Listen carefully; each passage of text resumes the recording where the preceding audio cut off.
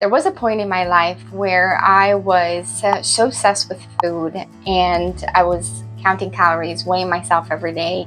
And it was one of the darkest moments of my life until one day I asked myself, why am I so obsessed? What is at the root cause of it all? While so many of you think that this is not a good thing, you might be surprised that you can use this to your advantage.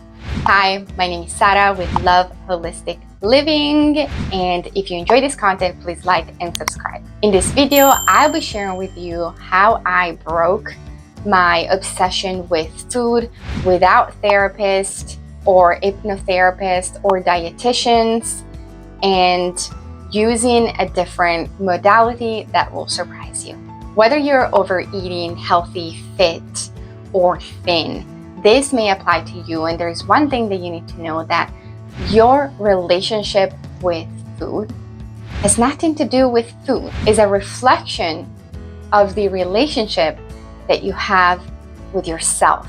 Because when you overeat or restrict or even overthink about food, then you are distracting yourself from feeling certain feelings, from a root cause that your subconscious knows, yet your conscious mind might not know. And oftentimes it could be an emptiness inside and or a feeling that you honestly do not want to feel. Food has the power to numb you and distract you from the real inner work.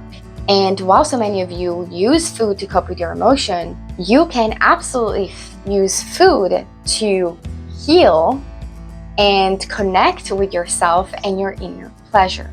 So the first question that I am going to ask you is, what are you trying to avoid?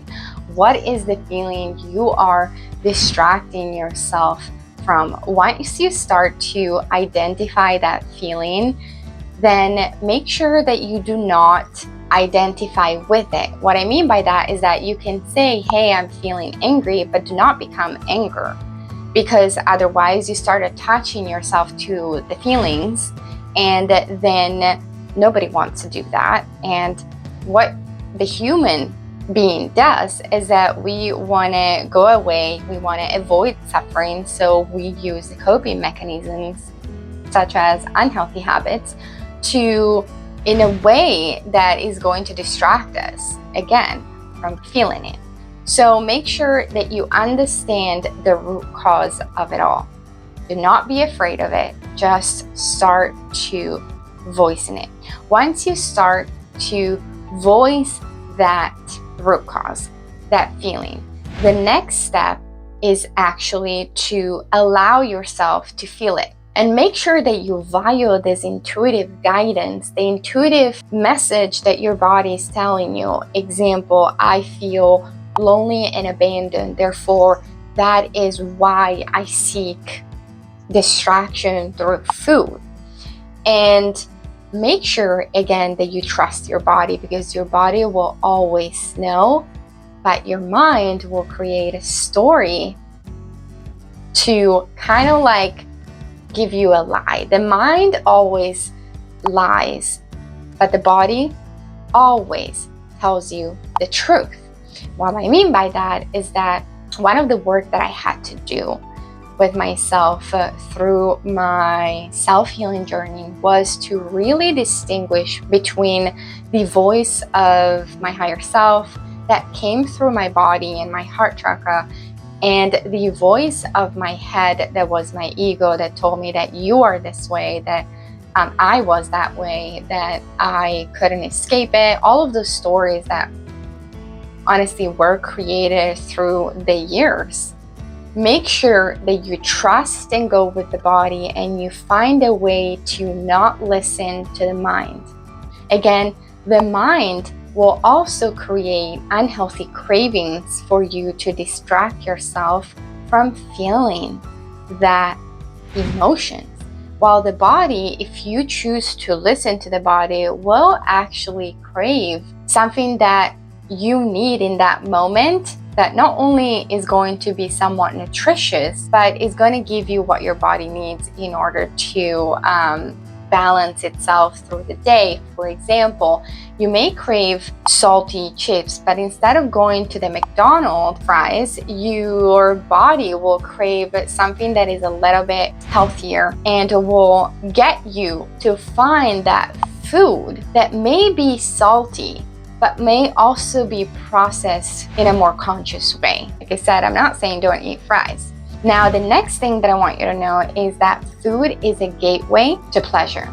And when you're restricting yourself, when you are controlling your food intake, you're honestly not allowing yourself to, one, have fun, and two, feel pleasure. And I think most of us have a fear of letting go and follow the wildest desire.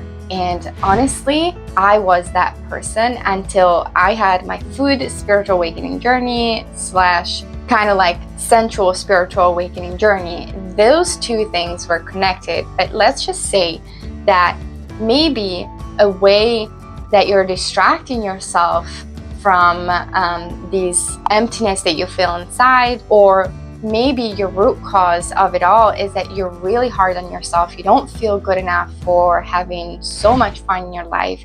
Your subconscious belief is that your subconscious belief is that life has to be hard and you need to hustle, and that there's no way that pleasure is going to enhance the quality of your life. That is your root cause. Now, another thing that you may find super surprising, which I found completely transformative, was that food had a lot to do with the relationship with my parents, specifically my mom. So the more I really started working on my relationship with the mother-daughter wound, the more I started healing my food obsession. Now, again, you may find this not relatable, and that's okay if it's not for you, but I can tell you that from my own personal experience and also my coaching experience, most women that I see have some kind of wounds between them and each parent. And when there is an eating disorder or an obsession with the belly area, I can tell you that there is something that they need to heal with their relation with mom. Now, let me know in the comments if this was helpful, and if you're wanting to really learn more about how to raise your vibration through food after breaking your food obsession, make sure that you check this video. Don't forget to like and subscribe. Thank you so much, guys. Ciao.